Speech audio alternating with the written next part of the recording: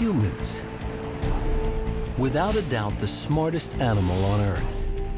Yet we're unmistakably tied to our ape origins. Millions of years ago, we were apes living ape lives in Africa. So how did we get from that to this? What happened? What set us on the path to humanity? The questions are huge, but now there are answers. At the threshold of humanity, one ancestor contains tantalizing secrets. It is known as Homo erectus. Homo erectus had a slightly smaller brain, slightly bigger jaw, but it's basically us. Basically us, almost 2 million years ago. New finds are revealing the truth about the ancestors at the heart of our evolution. Here were the trailblazers who first left Africa, the first fire makers, the first hunters. These creatures were capable of analyzing possible uses of tools and coming up with a technological solution to the problem of how do you kill a big dangerous animal without getting killed yourself. Homo erectus pioneered what it means to be human, colonizing whole continents and creating the first human societies. Our ancestors began to care about what others thought and care about what that individual thought about them. Now, new discoveries are bringing them alive as never before. At last, we come face to face with the ancestors at the birth of humanity, right now on Nova.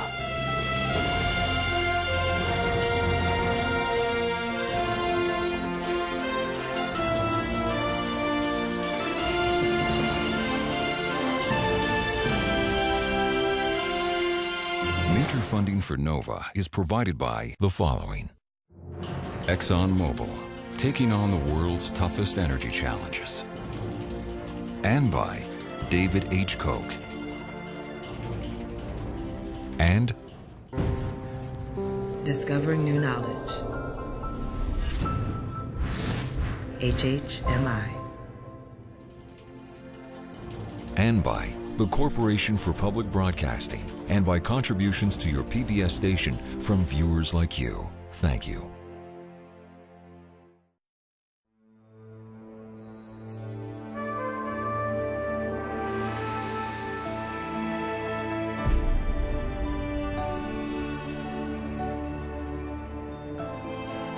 The Great Rift Valley of East Africa. 2 million years ago, these spectacular plains and canyons witnessed a mysterious event. The birth of the first ancestor we can really call human. New discoveries are revealing a creature surprisingly like us. A world traveler, a toolmaker, a hunter, tamer of fire, creator of the first human societies. Amazingly, the qualities that make us human began not with our own species, Homo sapiens. The true birth of humanity began much further back in time, millions of years ago. Imagine the entire span of recorded human history, about 5,000 years, taking us back to the Egyptian pyramids. Double it, 10,000 years, to the time when plants are domesticated and agriculture begins. Double it again, 20,000 years. Ice Age hunters are painting stunning images on cave walls, and keep doubling 6 more times. Only then do we encounter our ancestor, Homo erectus, in Africa's Great Rift Valley.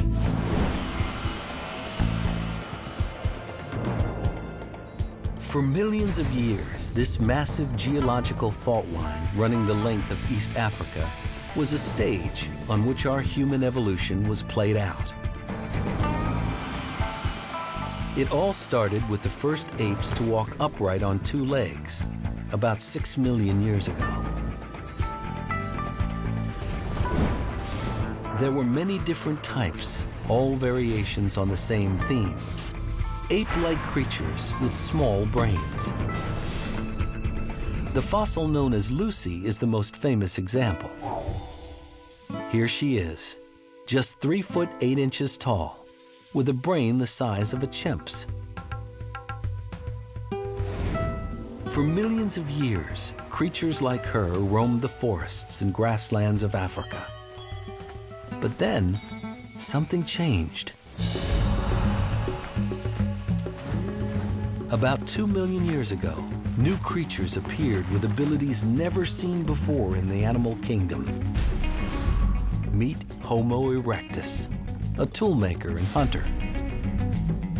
One of the first members of our genus, the genus Homo, humans. The transition to Homo was probably one of the most important transformations that occurred in human evolution. Arms got thinner, legs got longer, brains got bigger. It was a huge evolutionary step from ape bodies to bodies like ours. But what about the things that make us distinctly human? Creativity, intelligence, caring for each other. How can we know when these got started? With only skulls and bone fragments to go on, how could we ever know what those first humans were really like? It would take a momentous find to shed light on their lives. Lake Turkana, northern Kenya. Surrounded by volcanoes and vast expanses of baking desert. In 1984, famed anthropologists Richard and Maeve Leakey were working at this remote inland sea. I was actually on the east side of the lake, and then Richard flew over and said, "You've got to come, there's something really exciting." As the first family of paleoanthropology, the Leakeys were used to fossil finds. But this was very special. One of Leakey's team had found a skull fragment of one of those early humans. He could tell from its size and shape it was Homo erectus. And there was more than just a fragment.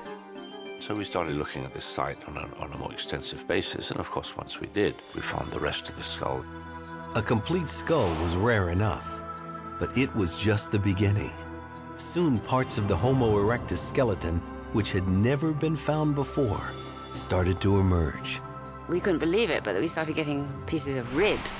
These were parts of Homo erectus that nobody actually knew about, nobody had ever seen before. So every bone that came out of the ground was something brand new to science, and we were looking at these things, and it was really amazing. And here they are, the actual bones of a human ancestor who lived over 1.5 million years ago. It's the earliest human skeleton ever discovered. The Leakeys called him Turkana Boy. His bones have revolutionized our understanding of the transition from ape to human.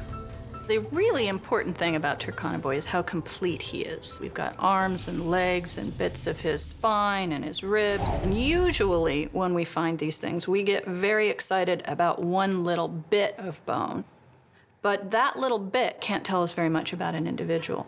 So having a nearly complete skeleton, we can start to ask big questions. The first big question was, what did he look like? His skeleton tells us he was 5 feet 3 inches tall, with a build closer to a man's than an ape's. But how close? Paleo artist Victor Dieck specializes in painting and sculpting our human ancestors with precise anatomical accuracy.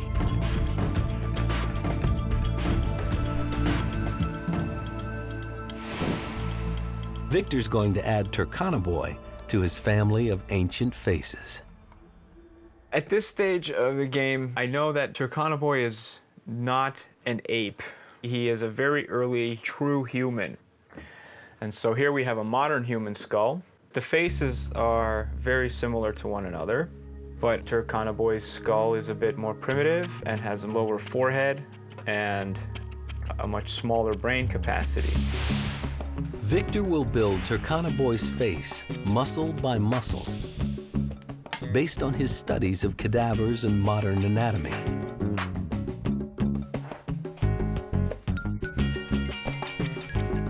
While his head may be primitive, Turkana-Boy's skeleton is surprisingly human. His hips are a little wider, his arms a little longer, but his overall body shape is just like ours. Turkana-Boy and Erectus, that's something that if you were to see from 100 feet away, you would think, well, there's a large naked man there, or woman, or you know, but it's a human.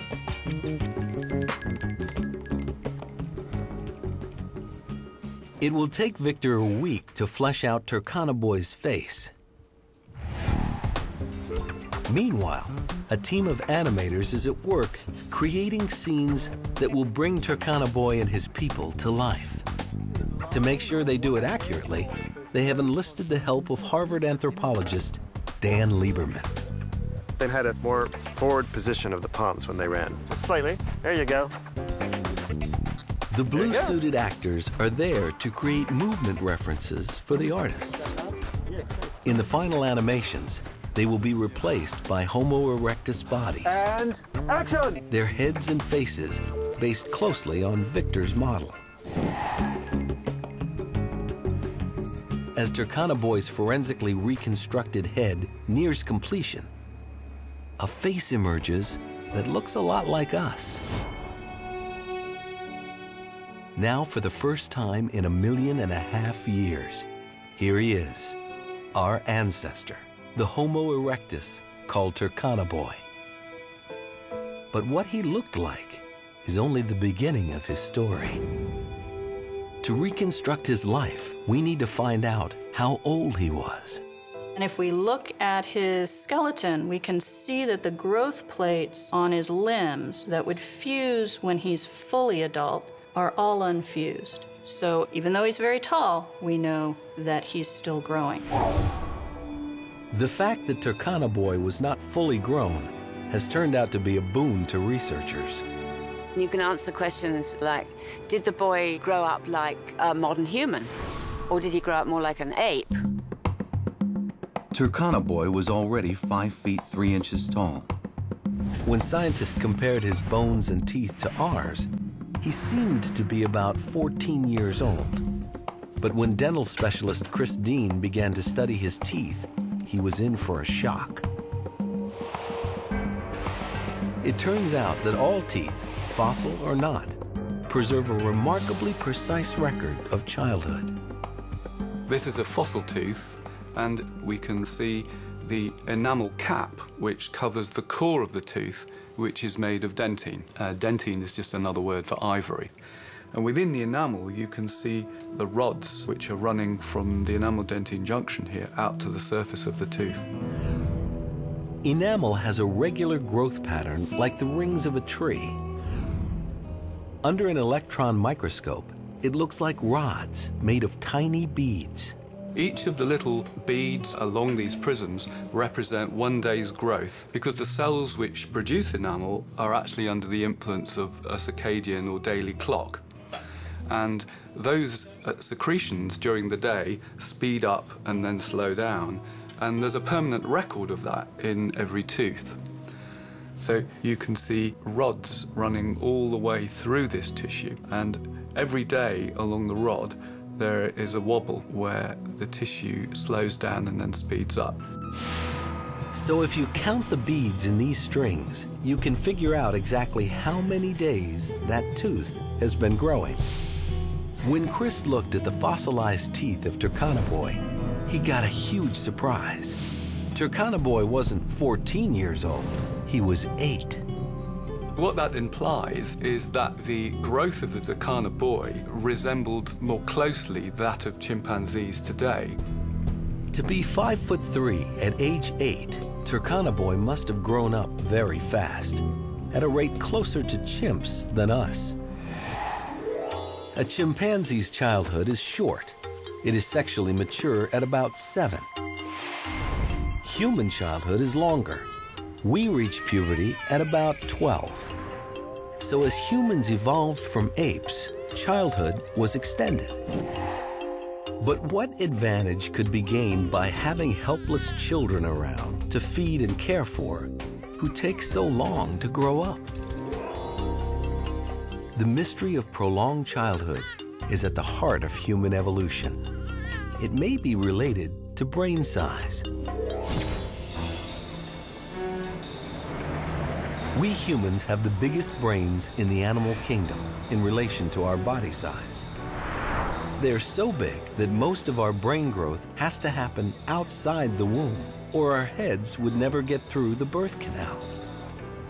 A long, slow childhood gives our brains time to grow after birth, and time to learn everything we need to function in our complex human societies. That's the advantage of prolonged childhood, for us at least. But what about Turkana Boy? His brain was 900 cubic centimeters, smaller than ours, but more than twice as large as a chimp's. So was he on the way to thinking and talking like us? Ralph Holloway believes he was. He's been collecting the brain endocasts of human ancestors for over 30 years. An endocast is a mold taken from the inside of the skull, which reveals the shape of the brain. Ralph is particularly interested in something called the Broca's area. Broca's area is involved with memory functions, executive functions, but it does have a very important role to play in the motor aspects of speech. In the brain of Turkana Boy, Ralph believes he sees evidence for something remarkable. A change in the Broca's area tied to communication. Broca's caps regions on the Turkana Boy are fully modern in terms of their appearance. It is good, solid evidence for having the ability of symbolic communication. In other words, language. It's a controversial idea, and we'll never know for sure if Turkana Boy could speak. But there are other clues to his intelligence. The stone tools he left behind.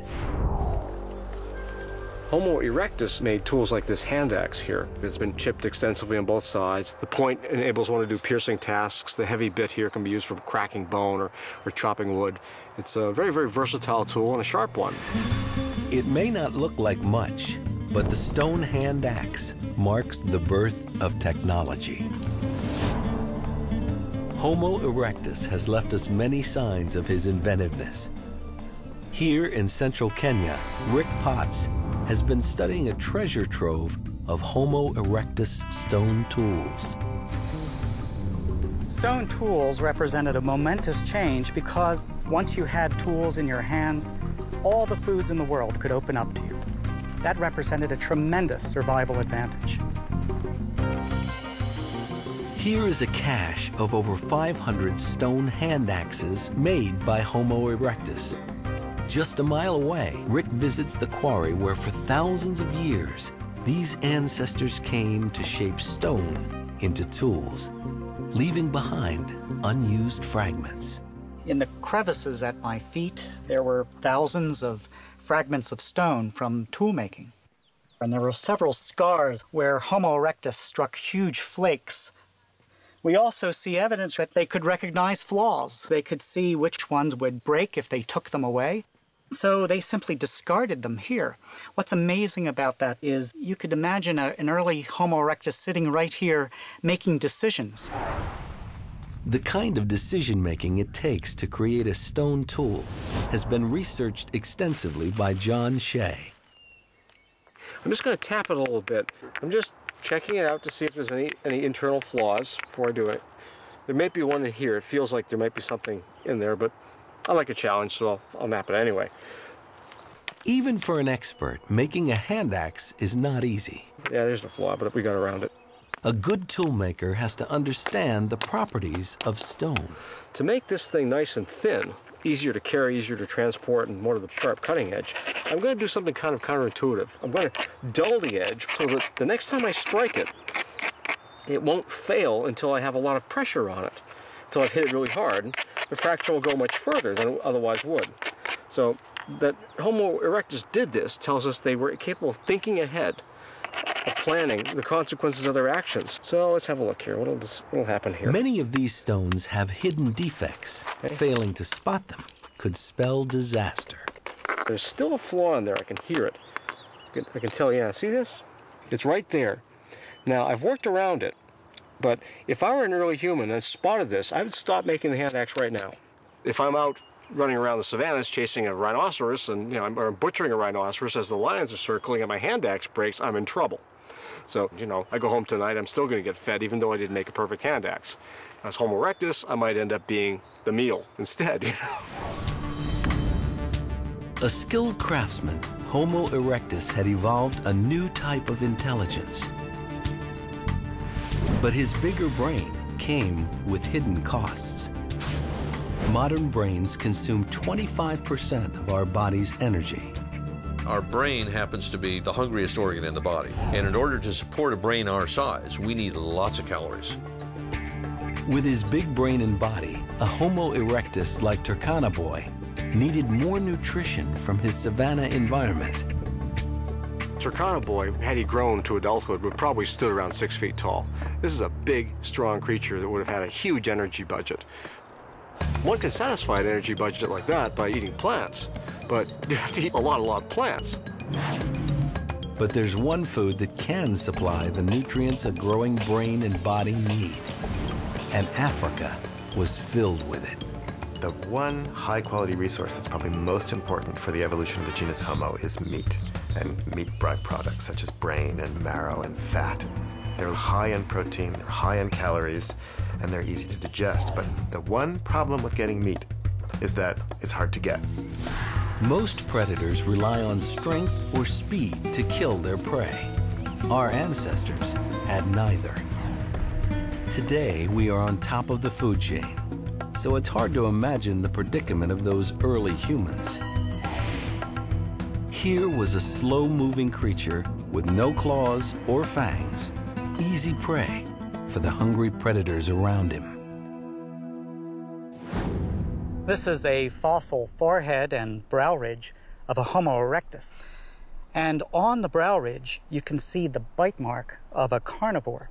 Well, this reminds us that these Homo erectus individuals weren't at the top of the food chain. So how did Turkana Boy, a weakling with a big brain which needed calories, get his meat? Homo erectus faced a problem. How do you kill a big, dangerous animal that has lots of meat and fat in it without that animal also killing you? I think the answer to that was a very clever set of innovations, and that is endurance running and high activity in the middle of the day. The ancestors of Homo erectus, small, hairy apes like Lucy, were bipedal but probably didn't do much running. But Turkana Boy's kind were built to run, like us. This is an accelerometer. Dan Lieberman believes they could run long distances because, like us, they had lost their thick coat of body hair and could keep cool by sweating. This was the key to their success. But how do we know if these crucial changes go back all the way to Turkana Boy's time, over 1 million years ago? Skin and hair are rarely preserved in the fossil record. So to find out, we have to look to a creature that's been intimately connected with hair for a long time, the louse. All animals seem to have some type of lice that parasitize them. Mammals have them, birds have them, even fish have types of lice. But most other creatures have only one type of lice that parasitize them. Humans have one kind of louse on their heads and another in the pubic area. Geneticist Mark Stoneking asked himself why. The answer that seems obvious is that when we had body hair all over our bodies, we had one type of lice, but then we became hairless until we only had hair on our heads and in our pubic region. And so therefore you would have this hairless geographic barrier to contact between the two. Mark was surprised to find out that the human pubic louse is very different from the human head louse. Somehow, in the past, it seems to have come from gorillas. because the pubic lice is actually more closely related to gorilla lice. Now, how it is our ancestors got pubic lice from gorillas, I wouldn't care to speculate. But nonetheless, one needs gorilla lice in order to really work this whole thing out. The most likely scenario is that when we lost our body hair, the original human louse migrated to our heads, leaving the pubic area temporarily unpopulated by lice. When our ancestors had contact with gorillas, perhaps sleeping in their nests or scavenging their bodies for meat, the gorilla louse colonized their pubic region. Eventually, it turned into the human pubic louse of today. So if we could find out when the human pubic louse and the gorilla louse diverged, we would have a rough idea of when we lost our body hair. Fortunately, there's a way to figure that out. The genetic dating technique known as the molecular clock. It's based on the fact that the sequence of chemical bases which make up DNA mutate at a regular rate. It's just a very simple idea that the rate of change in DNA sequences is more or less constant over time. And that means that you have a way of determining when two species last shared a common ancestor. By counting the number of differences in the genetic code of two species, scientists can determine how long they've been evolving away from each other.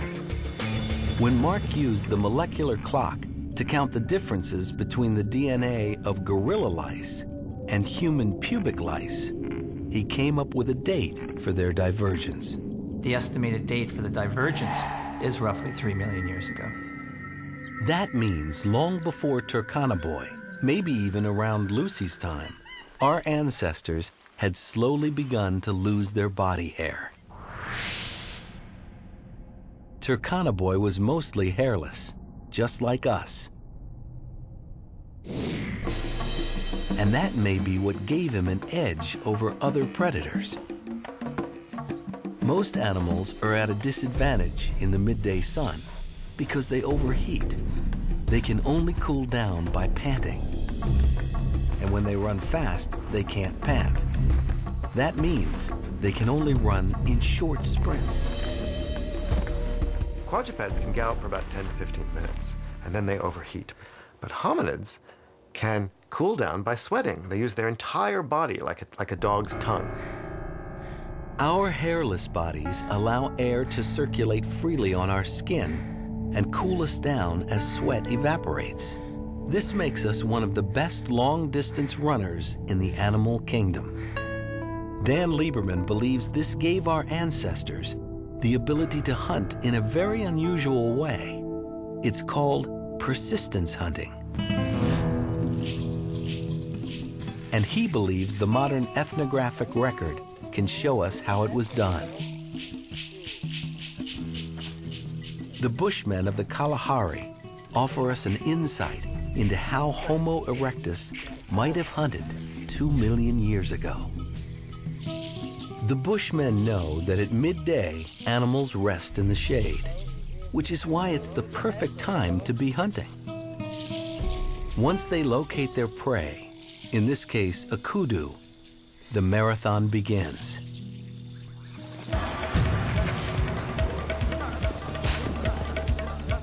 Their strategy is simple: run it to exhaustion. Every time the animal tries to rest, the hunters track it down and get it moving again. They never give it a chance to cool down. And the reason they can keep going is that they can sweat. So if the theory is right, the Bushman hunt may help explain how Turkana-Boy got his meat. Homo erectus had come up with an innovative way of feeding his hungry brain.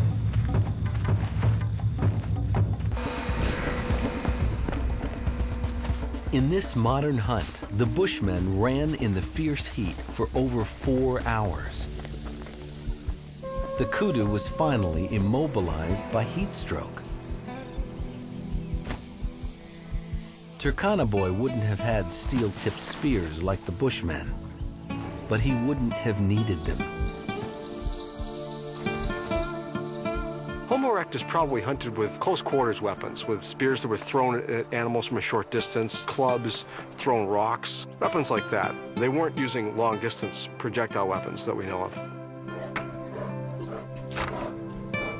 The Homo erectus hunt was simple but effective. It fed not just their larger brains, but the growing complexity of that early human society. There are other social animals, but none quite like us. Society is in every corner of our lives. Our relationships, communication, rules, symbolism, all the things that bind us together. What's behind it? Why do we become so social? Could it have something to do with another innovation? Something unprecedented in our evolution. Building fires and cooking. Here we've got erectus, the first species that looks like us. And I think only cooking can explain the magnitude of this change. The earliest evidence that our ancestors deliberately used fire for cooking dates to long after Turkana Boy's time. But Richard Wrangham is sure Homo erectus was building fires much earlier. Now, for the first time, we had a species that was committed to living on the ground because they lose their climbing adaptations. Well, how were they sleeping? They had to be able to protect themselves from wild animals. On the African savanna, full of predators who hunt by night, Richard believes Turkana Boy and his people couldn't have survived without fire. And he thinks only cooking, which makes food more soft and digestible, can explain why Homo erectus evolved smaller teeth and a much smaller gut. These things are compatible with the reduced cost of digestion produced by cooking food. Nothing else is. As our ancestors reaped the benefits of cooking, something else happened too, at least according to Wrangham. We became more social. Humans have this wonderfully calm temperament compared to chimpanzees, say. Where did it come from? We were drawn to a common place, the fireplace. Wrangham believes we learn to share and communicate, sitting around fires, waiting for food to cook. It's speculative, but one thing is for sure. In the Homo erectus world, new social relationships had to be evolving. The bonds between mothers and children must have been very different from the apes. For example, a mother orangutan will not allow any other individual to take her infant, will be in constant skin-to-skin contact with that baby for at least the first 6 months of life, not a moment out of contact. Secure in this unbreakable mother-infant bond, ape babies need less capacity to read the intentions of others than human babies, whose bond with their mothers is surprisingly less secure. The shocking fact is that human mothers abandon their infants much more often than ape mothers. Infanticide by a mother is more common among humans than any other higher ape. Maternal commitment is a lot more contingent in humans than it seems to be in other apes. Unlike most primates, human mothers share parenting with others. A child's survival can depend on making itself appealing to a number of caregivers. Perhaps that's why human infants have evolved a uniquely acute sensitivity. Human infants are born connoisseurs of mothers, reading her facial expression, looking for signs of commitment. We are born hardwired with an awareness of the intentions and emotions of others, which is unique in the animal world. When did humans develop this gift for attributing mental states and feelings to others and for caring about what others thought about them? Could these social instincts have developed with Homo erectus? Along with cooperative hunting, bigger brains, longer childhoods, and the use of fire. Perhaps Turkana Boy and his people already had social skills that would be familiar to us. Here were intelligent social beings with an increasing capacity for cooperation. It may be this that made possible another great achievement, the exodus from Africa. For millions of years, our earliest ancestors stayed on the African savannas. But at some point, they started to leave. Ancient fossil skulls and tools have been found as far away as China and Indonesia. The question is, when did they leave Africa and why? When Turkana Boy was found, scientists thought they had the answer. Here was a strong, large-brained ancestor capable of an arduous migration. He had the look of a world conqueror. In the mid-1980s, we were thinking that a hominid like this one had left Africa, but had done it maybe about 1 million years ago. For decades, scientists believed big strapping humans like Turkana Boy left Africa 1 million years ago. But new discoveries are showing the migration may have started a lot earlier than that. Dmanisi, Georgia. The mountains and plains of the Caucasus, thousands of miles from the Great Rift Valley, had never produced any fossils of early human ancestors. But then, an astonishing discovery was made.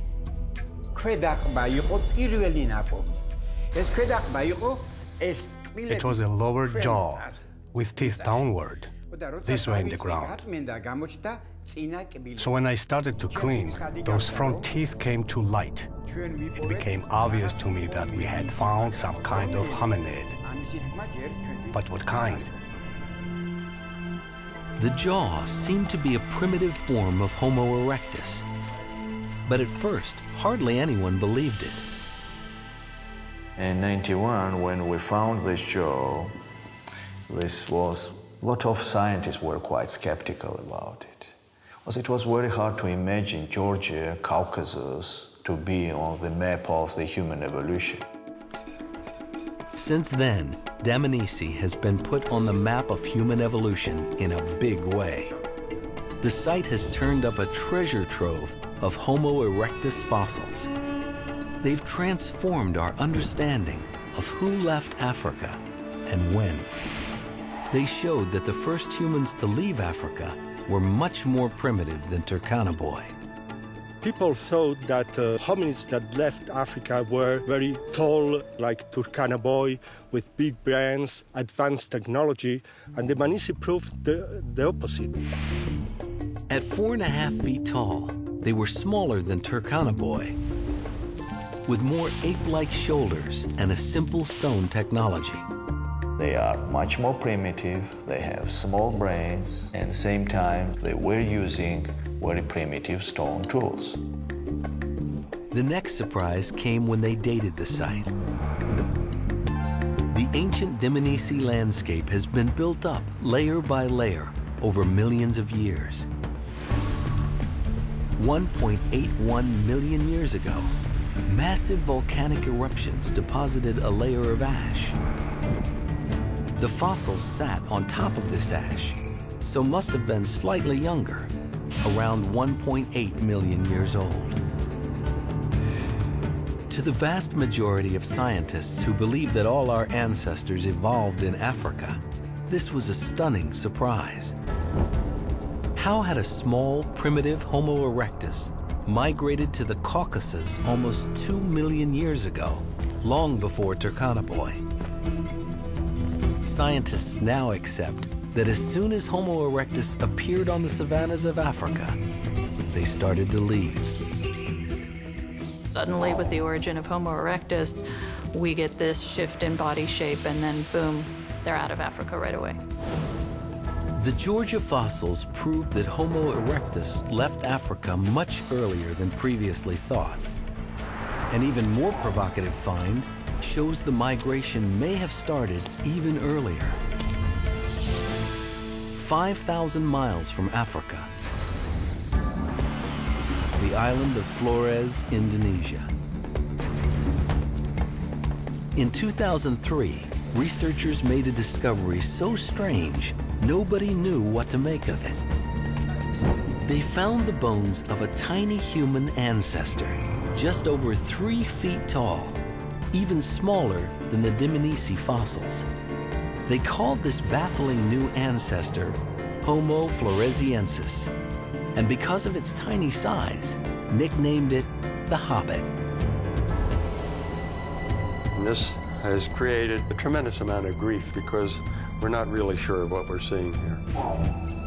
The size of the Hobbit brain endocast is roughly 400 cc's. That's barely bigger than the brain of Lucy, the famous bipedal ape from 3 million years ago. It's not just a small brain and a primitive-looking face, but the foot's primitive, the hand's primitive, the leg is primitive. The lower limb is very much like the Lucy skeleton. That was a big surprise. And in the cave where this primitive creature was found, they also uncovered stone tools, something Lucy never had. People have for a long time said, well, you need a big brain to make stone tools. Well, okay, if Homo floresiensis is making stone tools, this creature has the brain the size of an orange. Clearly that equation's gone. Everything about these creatures is an enigma. Where did they come from, and what were they? Some researchers have argued that floresiensis is just a dwarfed population of modern people that suffered some kind of disease that caused them to both dwarf and have relatively small brains. But when scientists took a closer look, most saw no evidence of disease. The stone tools and the shape of the face moved the focus to our old friend, Homo erectus. Some researchers think that Homo floresiensis evolved from Homo erectus. But how did they get so small? Something called island dwarfism may be the answer. Isolated on islands with limited food, large mammals sometimes shrink over time. On Flores, there were once pygmy elephants the size of cows. Could the same evolutionary pressure have acted on Homo erectus to produce the Hobbit? Or was this mysterious creature descended from an even more primitive ancestor? So perhaps we're sampling a period which is at the very beginning of the Homo lineage. So whatever the Hobbit was, perhaps its ancestors were the very first wave of migration out of Africa. Some unknown creature, part bipedal ape like Lucy, and part Homo erectus.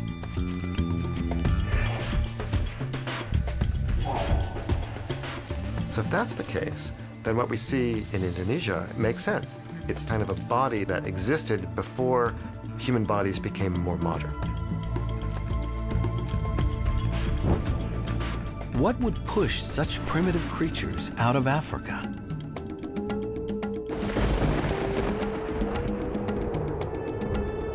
A key driving force behind the migration was probably a climate shift, which spread grasslands from Africa into Asia.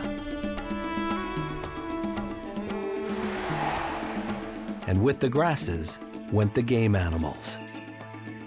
Animals are going to be moving out of Africa, and the hominids will just be keeping pace with those animals. After all, that's their livelihood. Of course, our ancestors didn't know they were leaving Africa. They just followed the animals they depended on, through the Sinai up into the Middle East and beyond. It's often been called an exodus, but it really wasn't like that. When people think of Exodus, they think of the Bible, or they think of migration, they think of Europeans coming over here to the New World. It probably wasn't like any historical migration, this dispersal of humans out of Africa. The process was probably very, very slow, much like the spread of any other animal species into new territories. You could imagine a group of Homo erectus moving their range 1 kilometer a year in one direction, and doing that continually over a long enough period of time, you can get the distance from Africa to Indonesia covered in, say, 15,000 years. By 1 million years ago, our ancestors had populated Asia from the Caucasus to Indonesia. And they were in Europe, too, as a recent discovery in Spain has shown. Homo erectus had conquered the old world.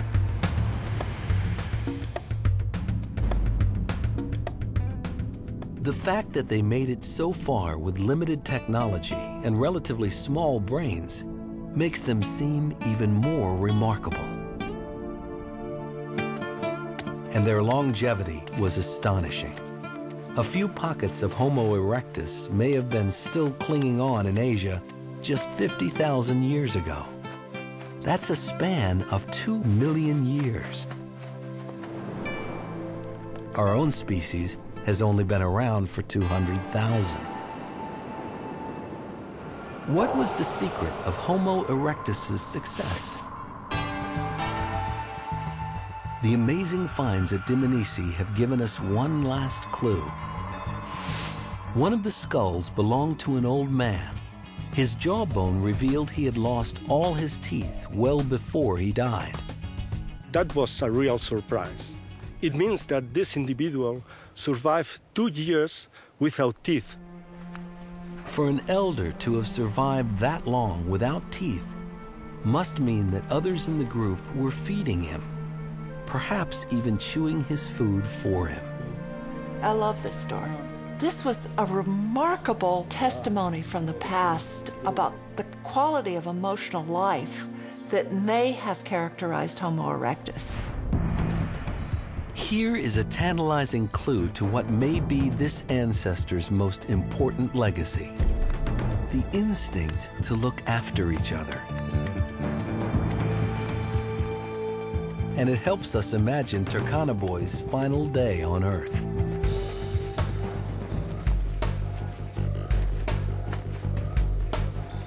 In the animator's scenario, he starts the day out on a hunt. But he has trouble keeping up with the hunting party. Why? The evidence from his skeleton is that he was sick and in pain at the time he died. If we look at his lower jaw, we can see right here under the teeth that we've got a bit of an abscess and an infection. That kind of an infection could have entered the rest of his body, could have killed him. An abscess that ate away that much of his jawbone would have been agonizing. Turkana Boy is in so much pain, he's unable to continue the hunt. Knowing he would be looked after, perhaps he returned to his campsite to find comfort among the females. I think he was probably a miserable fellow, in a lot of pain and very dependent on support and handouts. So it was a species that already felt that he's one of our weaklings that, you know, we love and must protect and care for to have got him that far. But however much they may have wanted to help him, there was nothing they could do about the infection that was probably spreading through his body. From what the evidence suggests, I just always imagined him not knowing what was wrong with him. And there's a sadness to it. But ultimately from that comes this immortal being. His skeleton was so complete, it is likely he died in water, which would have protected him.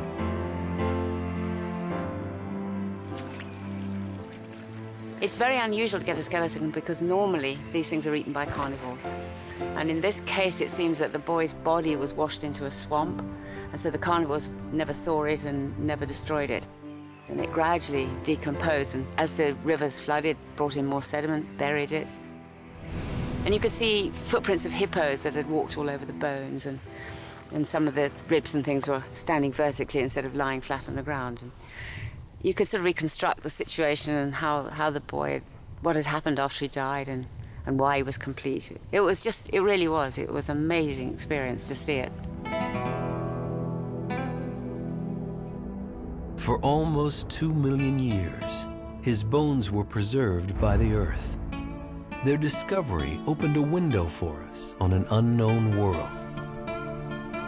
The world of the most successful human ancestor of all time, Homo erectus. They've revealed to us that mysterious moment when almost everything human was born. Our bodies, our minds, our emotions. Think of all we've become.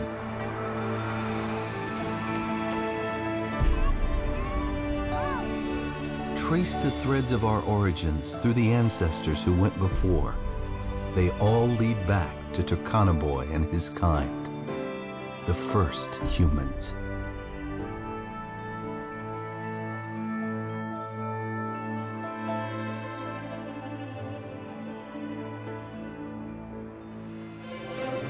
Nova's got a brand new evolution website with lots to explore about our ancestors.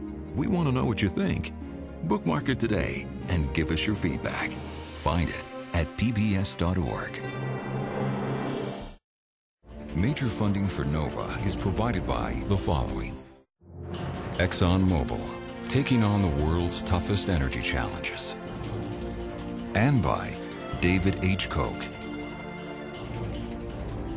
And discovering new knowledge. HHMI.